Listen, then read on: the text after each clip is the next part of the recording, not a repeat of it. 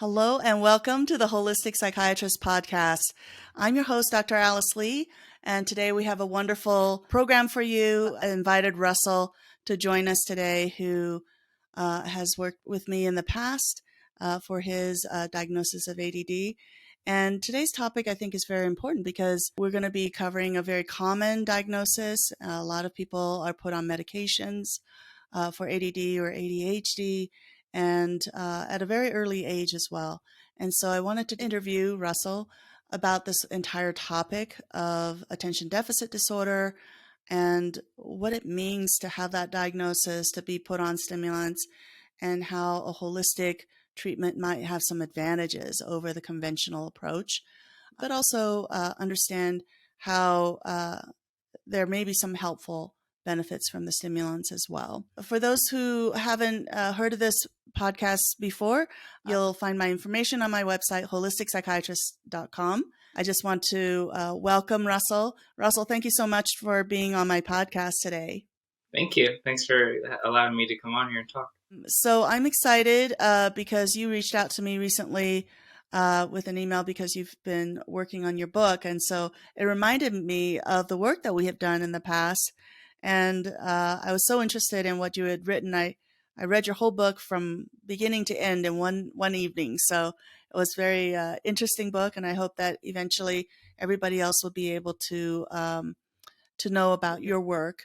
But let's just start with your story because I'm very interested in you sharing your journey with those who are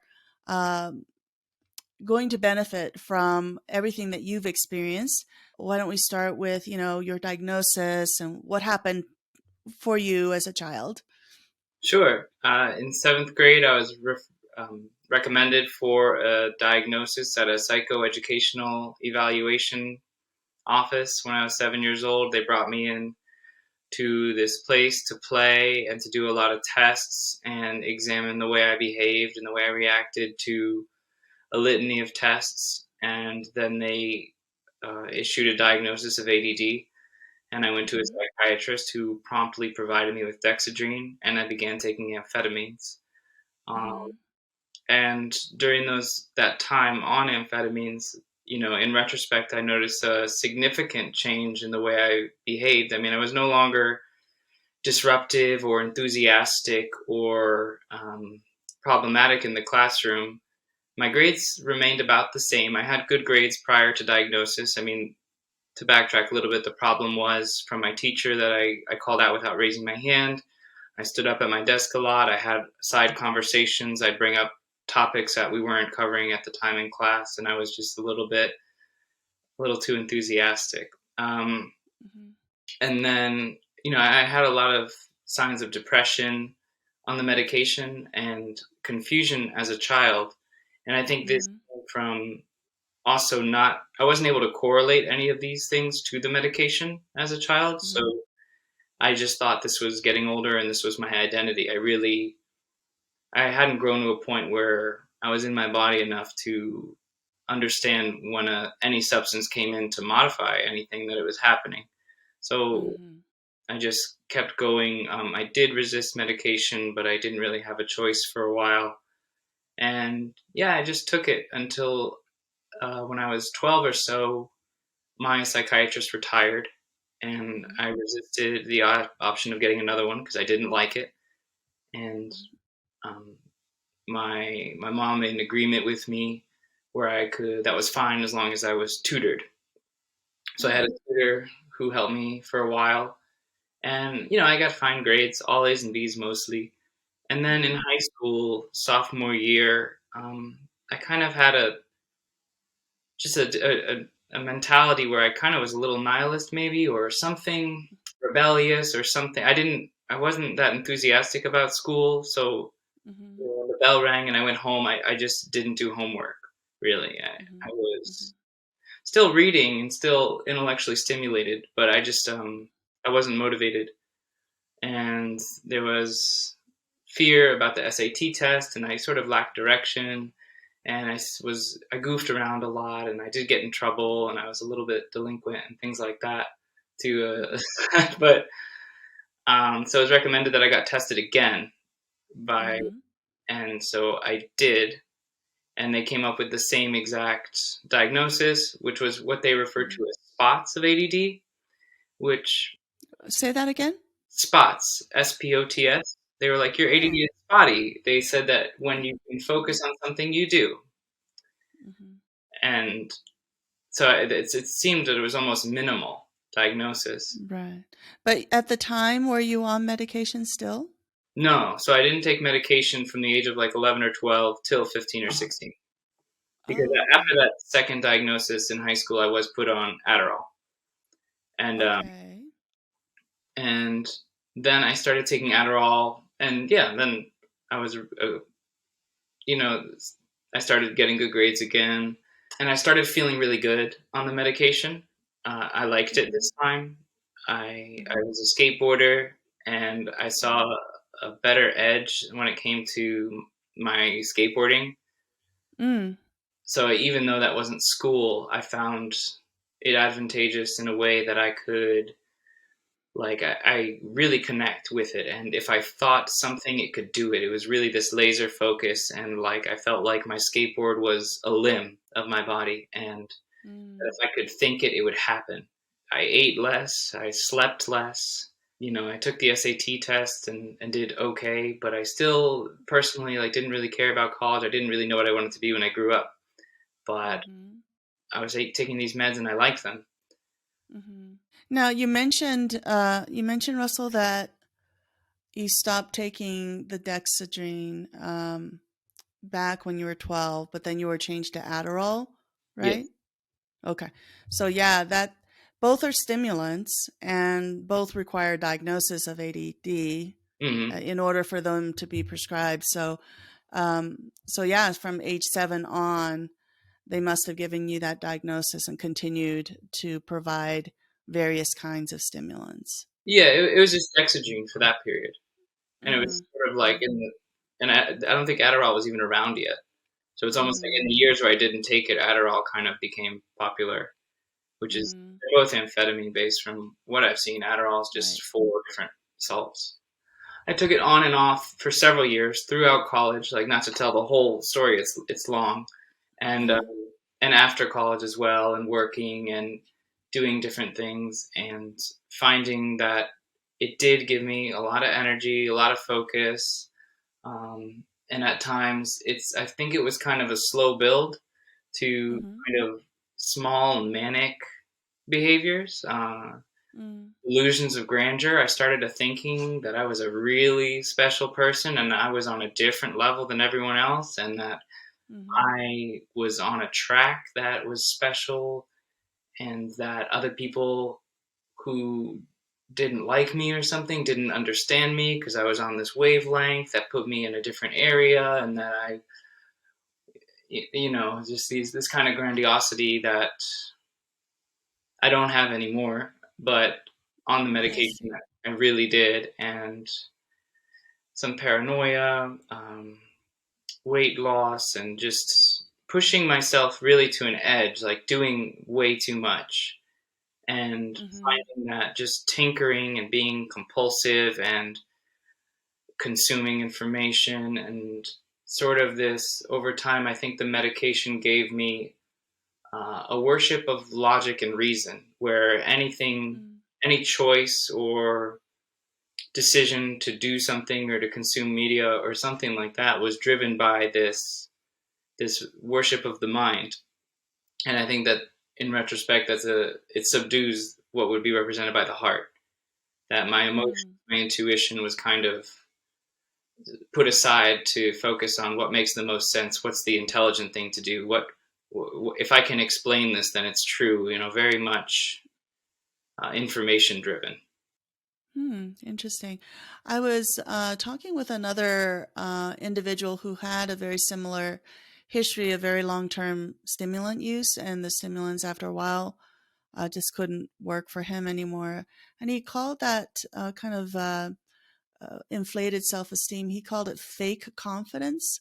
That the stimulants often gave a sense of fake kind of confidence. Oh yeah, and I recently interacted with an old friend of mine who is continuing to use them, and Mm-hmm.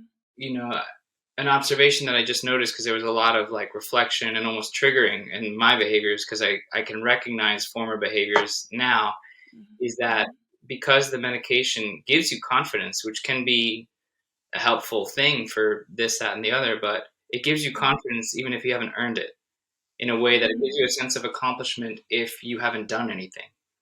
So Mm-hmm. there's this like self assuredness when perhaps you need to take a good look at yourself and change. But because you're sort of, you have like the simulation of success, you have the simulation of completion, you have this feeling that you've already done something, then it can delay actual progress, is at least what I found, because I had a lot of ideas and I was always doing things, but at the same time, for a prolonged time on these medications, I was a dishwasher, and there's Mm-hmm. nothing wrong with, but I saw myself as like a high functioning individual who was capable of so much, but I couldn't really get out of these like service jobs. I made art that was really involved and beautiful, and I Mm-hmm. sold some of it for nothing. It was just like the process of doing. It was like I had to tinker. I had to be using my hands. I had to create and things like that. But to a point, I realized that if I missed my medication, I couldn't Mm-hmm. skateboard well.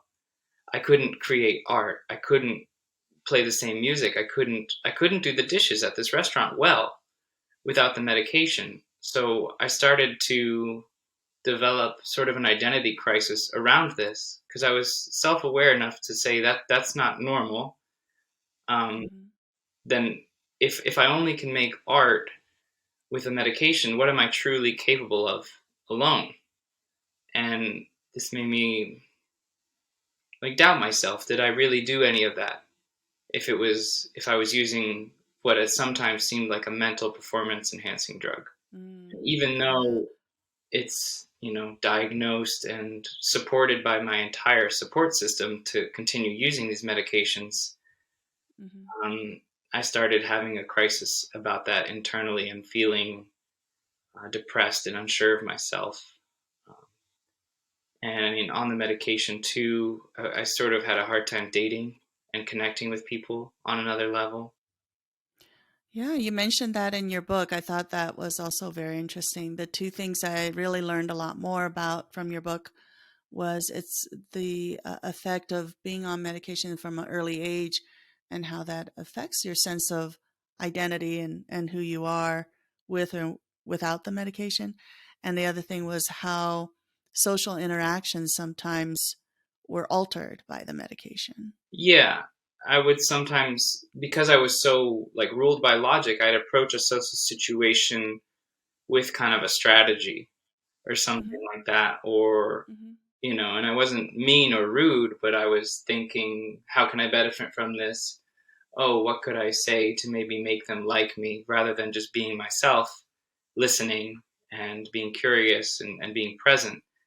And I had a lot of frustration because I did want to date and I did want companionship, but it was kind of, I think, difficult for some people to be around me for a prolonged amount of time. I think a lot of times that I was having such a stream of consciousness of ideas, and you know, Mm-hmm. some of them were interesting, and Mm-hmm. but that because the ideas were just flowing and flowing and flowing, I found myself using these people as an opportunity to talk to myself to them. Uh, So I wasn't a mm-hmm. great listener, and not Mm-hmm. everything can be blamed or something on the medicine, but that's a correlation I noticed with me, was that on these medications I was a little bit narcissistic in conversation and a little bit self-centered. I could have been talking to nobody, but I sometimes made people stand in front of me while I did it. I wasn't really interested Mm-hmm. in them. I wasn't really interacting.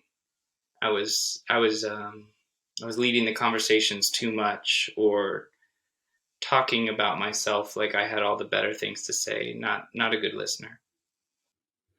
It's interesting how little we know about these medications and their effects, because these are the nuances that we don't learn about from a clinical perspective, as a psychiatrist.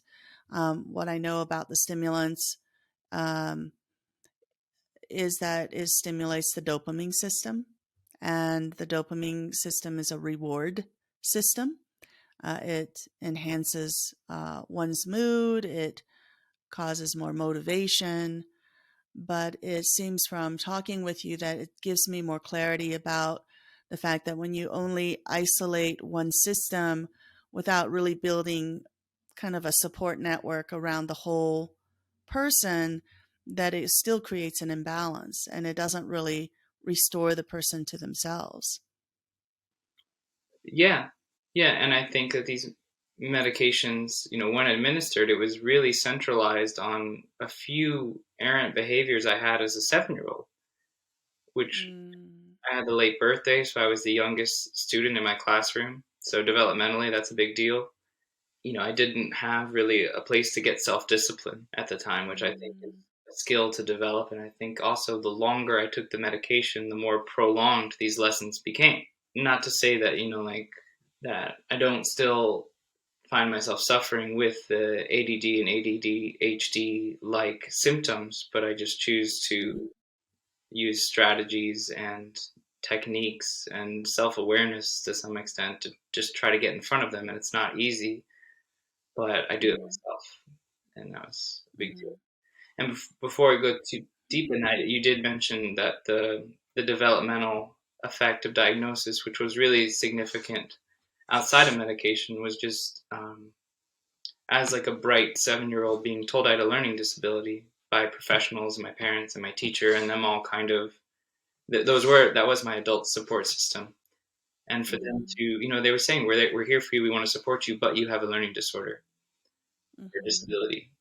Made me, it really hurt my confidence and mm, also my interest in academics because anytime I reached sort of a hurdle in studying, or oh, I don't want to read this is hard, or I'm having a hard time with this, or I don't want to do this, I kind of had this excuse always at the ready that this is because I'm learning disabled, so of course I struggle with this, rather than saying this is a struggle, I wonder if I can overcome it.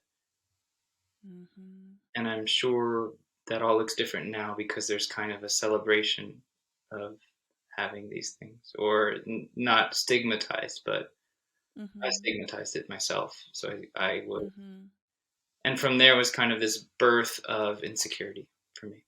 mm. I think it's true for any chronic mental health issue, any label that we give patients, that it can be devastating for self esteem for some people. And I think had I asked for it, it would have been very different. If I, as a Okay. kid, came up to my parents and said, I have a hard time focusing, and it's a problem I'm aware of, and I want to solve it, then I would have Mm-hmm. been asking for help, but I never asked for any of that. So it was kind of a surprise. And, I never saw myself having a hard time working. So it made me a little confused. Right, right. So, at what point in your life, Russell, did you start to look for more like a holistic or alternative approach to this kind of issue other than the stimulants? Like, what kind of shifted your decision from taking a stimulant and being compliant with taking it every day to this kind of resistance to it and deciding that you're going to do a holistic approach and see if you can get better? It was definitely a gradual thing because Okay. when I was like about 20 and 21, I started living more holistically. I was eating better, I did yoga, meditation, and I was doing all these things, but I was still taking Adderall. And Mm-hmm. I hid it from all my friends. I was very secretive about it, and I did feel ashamed of it. Just Mm-hmm. I just did, but I still took it, and I used Mm-hmm. to tell myself that it's an unnatural substance for an unnatural world because deep down I wanted to be a natural person, but I felt like there wasn't a place in the world for me to exercise or display who I was naturally, so I had to cheat or something like that. And so I mean Mm-hmm. these practices came in slowly, and I would sometimes supplement as well as taking them, and I had a lot of this going on. And you know, the honest truth was I didn't choose to stop taking the medication when the time came. I was about 23 years old, but my prescription ran out, and I was unable to secure another one. My insurance, like, just logistically kind of wasn't working. Mm-hmm. And for, a few weeks, a few months, I desperately tried to get another prescription. But at the same time, I started picking up books to read about ADD and, like, about taking care of children, because I knew what was happening was the withdrawal. I knew that I was going to have to figure this out. So I read some books about, like, taking care of a child with ADD and pretended I was my own kid, and to give myself that amount of care. And Mm. I started taking supplements a little bit that like gotu kola, ginkgo biloba, bacoba, and rhodiola, and herbs like that, and work with that, and just go through the withdrawal. And Mm-hmm. something about, like, I think I had almost a Pavlovian response to taking a pill, swallowing it, and then saying, like, okay, it's time to go now. That's Mm-hmm. provides a state change or something like that. Mm-hmm. But then I did participate in an ayahuasca ceremony, and Mm-hmm. it was after that that I sort of was grounded in my conviction to move forward in life without a pharmaceutical drug. Oh, that's interesting. How did the ayahuasca ceremony help you in that direction? The interesting thing about it is I feel like it sometimes seems like it changes you, and it does, but it sort of just is a really powerful reflection of Okay. yourself. So, it just showed me a lot of parts of myself that I wanted to go deeper on, or that maybe I had been blind to. It's like a cosmic mirror that you can really see the details of your entire character. And Wow. the lesson in that I walked away with was hard work, like hard work. It kept saying hard work. And I Wow.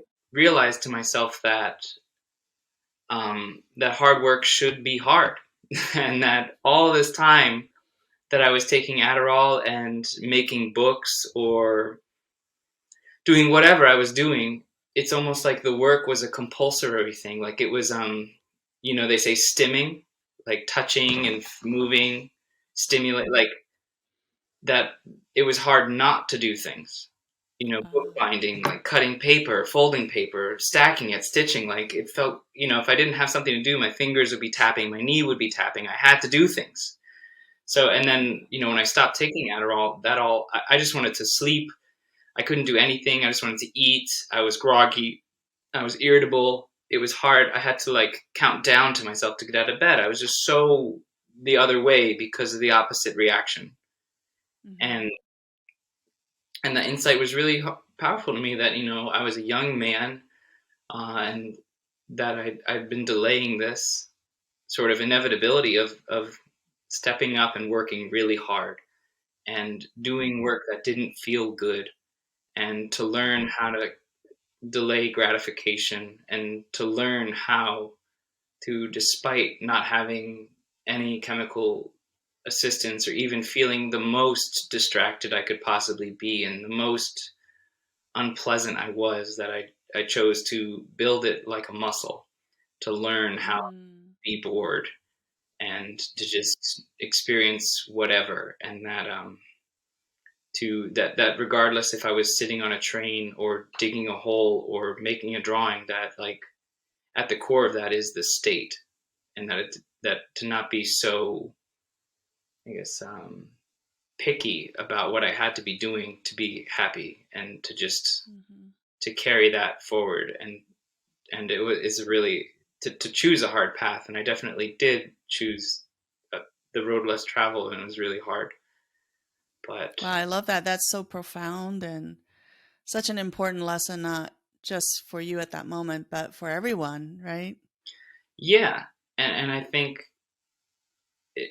there is a lot of stuff to take the easy route always. Just especially in my life, and being given the medication, it was like a cheat almost. But not to Mm-hmm. disparage people who need help, but, like, to me, it feels like I was cheating, Mm-hmm. or had an upper hand. That I was given extra time on tests and stuff like that, which is helpful at the time. But in Sure. terms of relating it to the preparation for what the quote unquote real world, the working world, Mm-hmm. those advantages aren't going to be given to you if you have ADD. Mm-hmm. So in some way, it can provide a handicap because I have this expectation that I'll get, you know, not even working for an employer, but just existing in the world. If I have a parking ticket because I forgot, I can't tell the police officer that I have ADD and you got to be patient with me. I need extra time. And so Mm. while it's helpful to carry a student through the educational process, it might be delaying an important lesson in consequences and Mm. in all of that and discipline. Yeah, I agree. And I actually see that in some other settings where, like, because of trauma or stressors, a person might just take a medication. It kind of numbs them out. They don't actually experience the suffering. But then when they come off the medication, it's like the same issues resurface and they have to deal with the trauma and be able to heal from it. Yeah, and I imagine that it has that place where maybe to soften the blow if there's an episode or something like that. Because I for a while I was extreme thinking there's no place for them, but I imagine if something traumatic happens, to give yourself time to wait to process that, Mm. but it's not going to go away until you handle it Mm. in reality. Well, okay. So you went through a period where you had this gradual transformation. And then at some point, you started working on kind of more of a systematic, holistic approach with me. And can you talk a little bit about what happened in terms of that brief period where we worked together? It was probably when I started working with you, I had been not taking medication for I think about 9 or 10 months. And at that point, there was still a while where I thought maybe I would go back. I mean, after the ceremony, I was pretty sure, but I still almost was like, I was addicted to them for a long time. So there's a part of me that was kind of still like, maybe you're wrong. Mm-hmm. Maybe you should. And Mm-hmm. and so and Mm-hmm.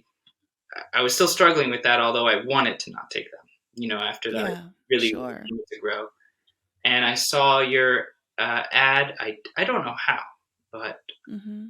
yeah, but I was like, wow, this is a person who I share a lot of beliefs with and has a really cool story. And it's rare to find someone who's specializing in people departing from all these medications, which I thought was really cool. And Remind us what year was that you started working with me. What year was that? that was in the fall of 2014. And I figured that I was taking this on, but I wanted to see if I could get some tools and some strategies and encouragement and just knowledge, so I didn't feel alone, so I could be held by somebody, and to heal my resistance to that, and also just on a personal level get help because I had always tried to do everything by myself. And we did put you on a bunch of supplements, and you learned about how to use energy medicine techniques just to help with things. At the time, can you share what you were doing with your work and how the healing process maybe, how can you tell that it's working um, as you were, working on your whatever areas you were working on at the time? At the time when I was working with you, I was a teacher at a Waldorf school. I was teaching music and some other electives, and I did the after school program. I remember at the time feeling, at least coming into myself and feeling more confident, feeling more sure of myself. And this is the person I want to be. And that it really helped me walk into that new beginning and accept the parts of myself that were holding me back as strengths, in terms of that that focus or that ability to be distracted in some way, Mhm. Mhm. but also, while supplementing and eating better. And I think a huge part of working with you that was just helpful was the energy work. That's Mm. something I remember strongly, and just to have those words of affirmation so clearly Mhm. and Mhm. really holding space for healing to happen. We also had a session with your mother, if I remember right.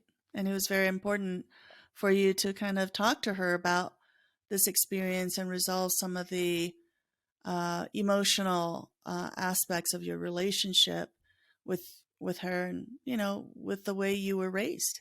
Yeah, and I did enjoy, like, appreciate having that moderated, um, and the words were shared and at least no longer bothered me. I mean, there's still, that's a tough issue, I think, and Hmm. I'm a Hmm. parent now, and I'm sure it's hard to feel that way when something a parent does is not fully appreciated, because my parents did come from a place of love, and Hmm. for a long time I harbored a lot of resentment and anger toward their decision to medicate me, and I held them responsible for it.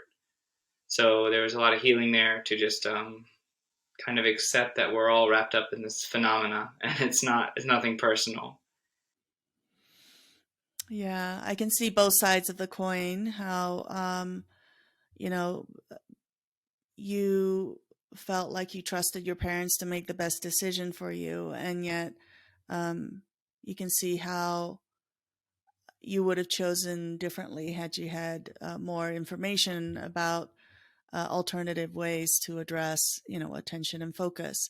And it seems like when you look back on your problems with attention and focus, they weren't big problems. It wasn't like you were running around in circles and couldn't stop. Yeah. Yeah, and I'm sure there's some kind of deep seated um, trauma that's still working itself out. I mean, I never had anything severely traumatic occur, but I mean, there are small little slights and Mm-hmm. experiences that I think made me look at myself a certain way that I had to heal. And Mm-hmm. I think that for a child who shows these kinds of things, you have to really consciously insert them in something that develops self discipline, which is part of when I did heal. Before I met you, when I, like, after the ceremony and stuff, I did join a kung fu dojo because I told myself to parent myself a little bit, Mm-hmm. and that's definitely a great technique to have compassion for yourself if you're hard on yourself. Mm-hmm. But and I thought of Mm-hmm. that, like you had said, that when you take medications and then you're done, you kind of are right back to where you start.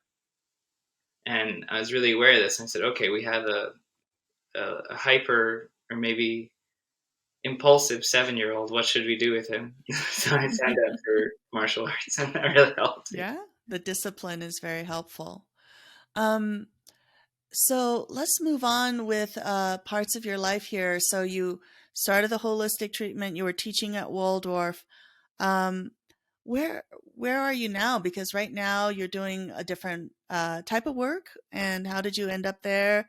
And tell us about where you are along your creative journey. Wow.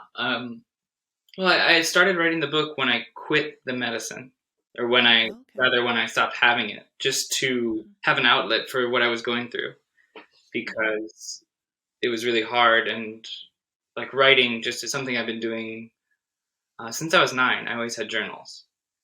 But I Hmm. started consciously saying, like, I want to write a book about this experience because I realized that, when I stopped taking the medication, I was a little bit surprised at how intense it was to leave it, and how my whole life has sort of been, this has been a centerpiece, and sure is still a centerpiece right now, of just my attention and my relationship with these medications.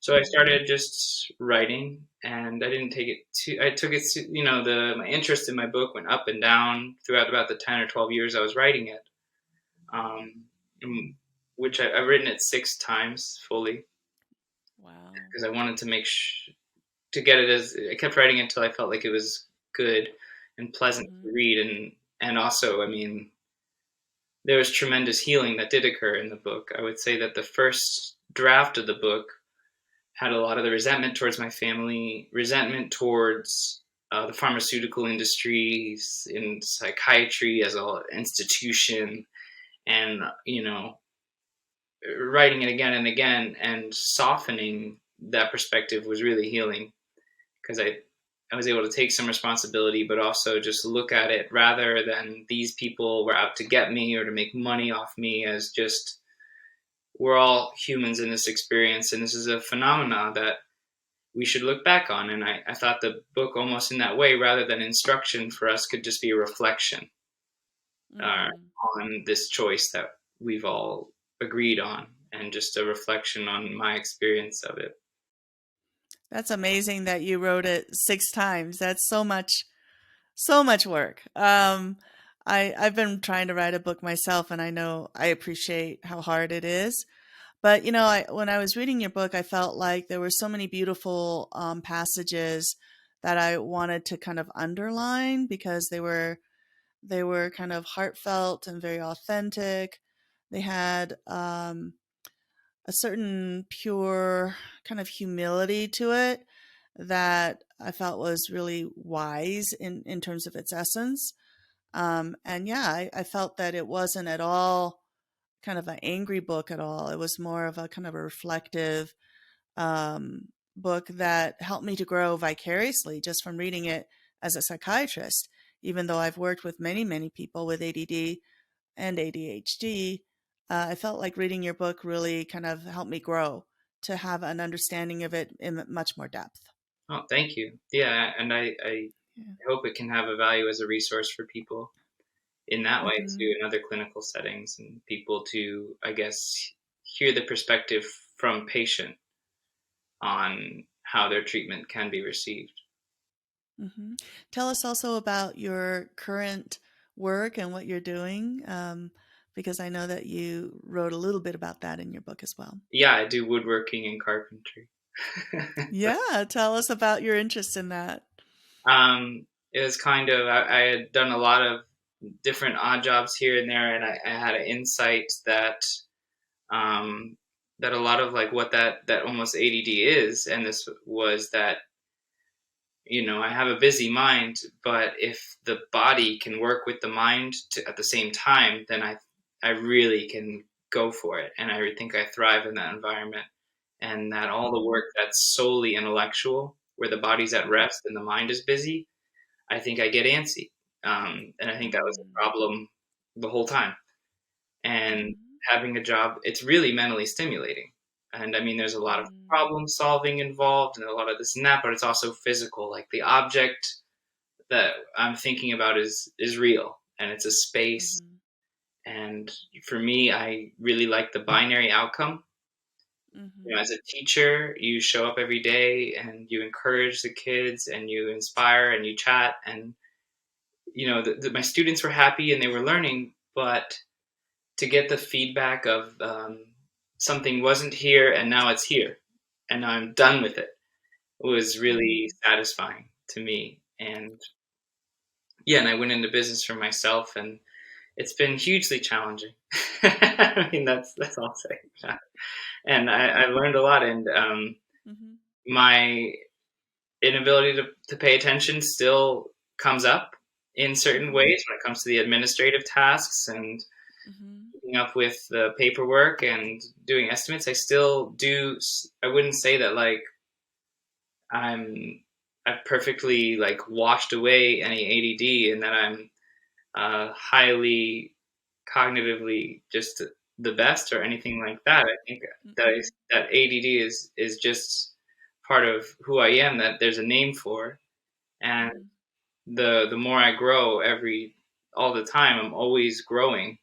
So I'm Hmm. always learning to deal with it. And I think a metaphor I thought of that I think you probably really like that represents ADD, at least to me, is like I think that the ADD mind is like a sailboat, and for a sailboat to work, you need to have some wind, and you need to know how to manage the sails, the boom, the hay, all these things. It's not the boat doesn't just go.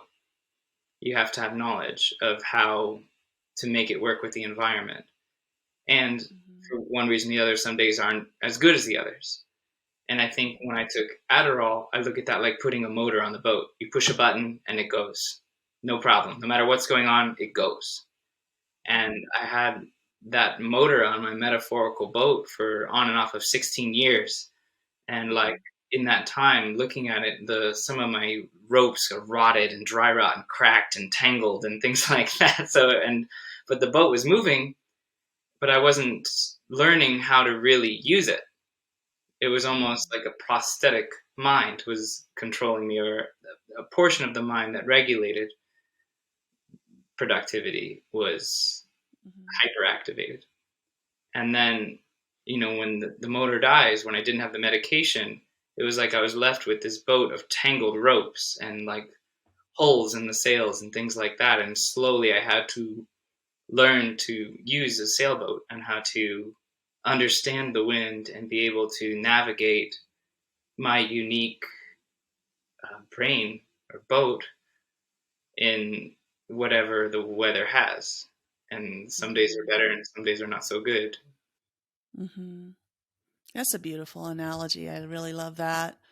Um, and obviously, you found a way to channel both your talents, creative outlet, and your desire to kind of integrate the mind and body in much more of a aligned, cohesive way in your life, and you're successful at it. Otherwise, you wouldn't have your own business. So, well, I'm curious, what's your favorite part of carpentry, like woodworking? What do you like to do? Hmm.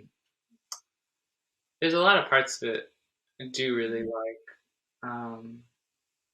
I mean, I love just finishing things. I mean, there's a certain gratification in providing these small bits of happiness for people that Mhm. I think almost the grandiosity I had medicated thought had me thinking I would do these, take on these huge feats and be really special.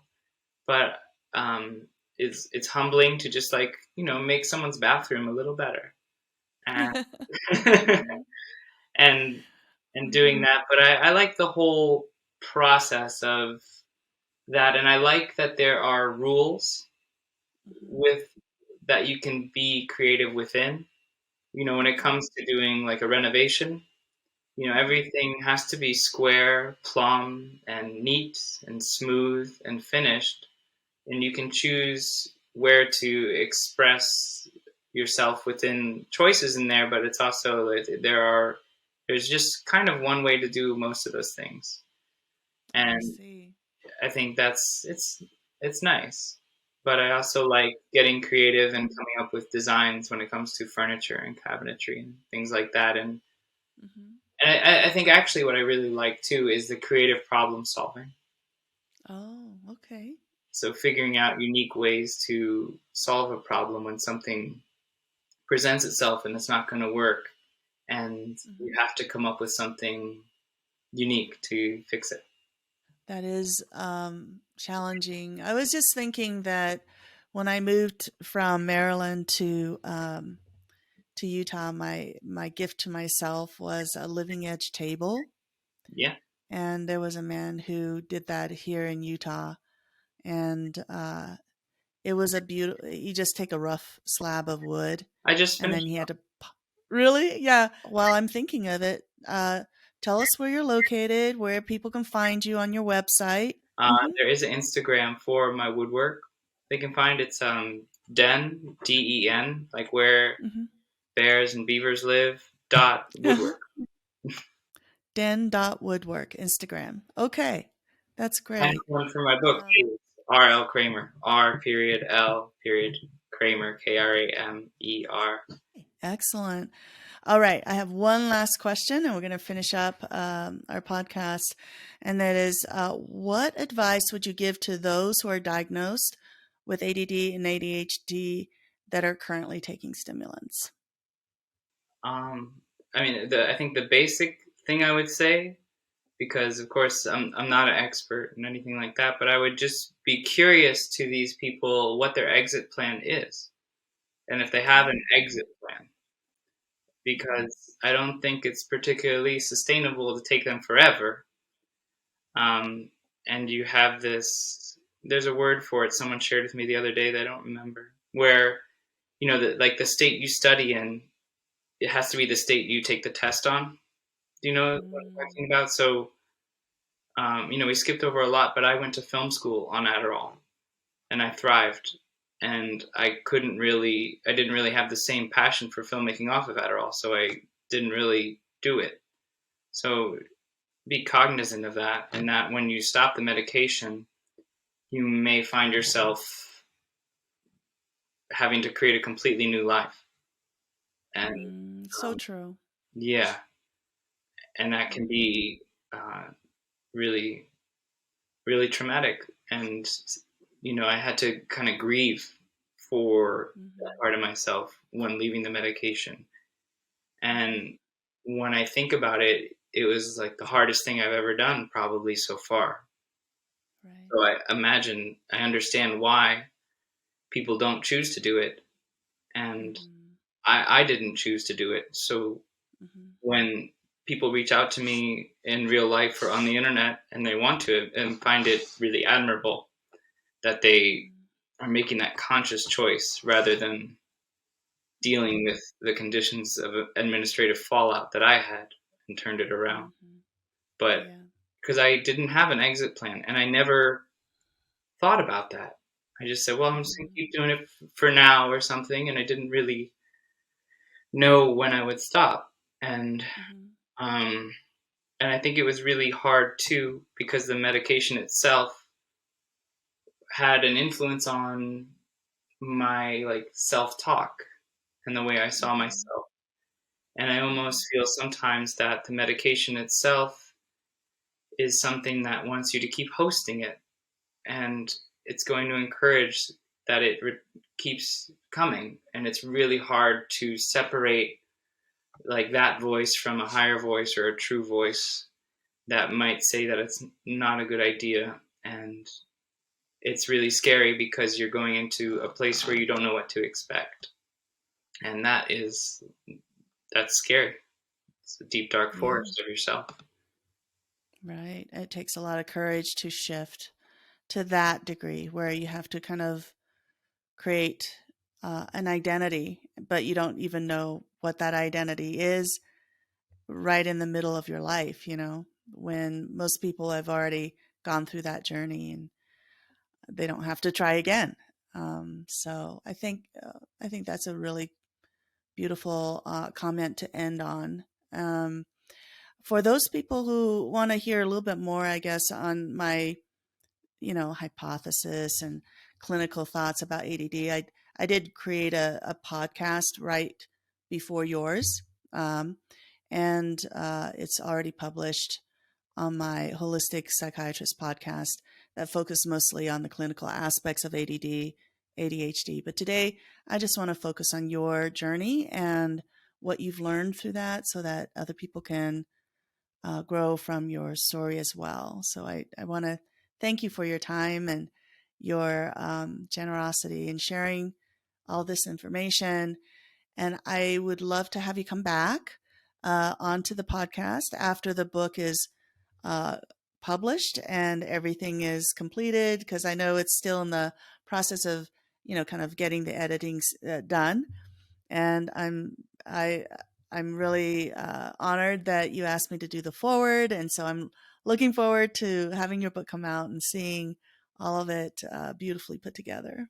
Well, thank you. And thank you for being part of the forward, but thank you for being out there providing this information with sort of the more being able to explain things. Because I think that Oh. I know my feelings, and that's where a lot of what I describe comes from, is how I feel and how I felt. But knowing that there's science and studies and research and other knowledge that supports these alternatives, and that you're out there and you fought a fight of resistance for what you believe in. I find that very admirable. So Oh, thanks, Russell. I thanks for doing appreciate that. that. Yeah. Yeah. So I hope those people who have listened to this podcast have benefited from our conversation, and that they'll really be able to take something from it and be able to maybe share with other people the message that we are trying to convey. So I really appreciate those who have listened to our podcast today and hope that they'll come back when another podcast is published. For those of you who wants to know more about my practice, everything's on my website, holisticspsychiatrist.com. And there's links to all my social media, and also you'll be able to see my podcast on the website along with other articles. So thank you so much for everything. Thank you, Russell, for being here again. Thank you for those people who are listening. I hope that you'll have a great week and come back for more. Take care. Bye bye.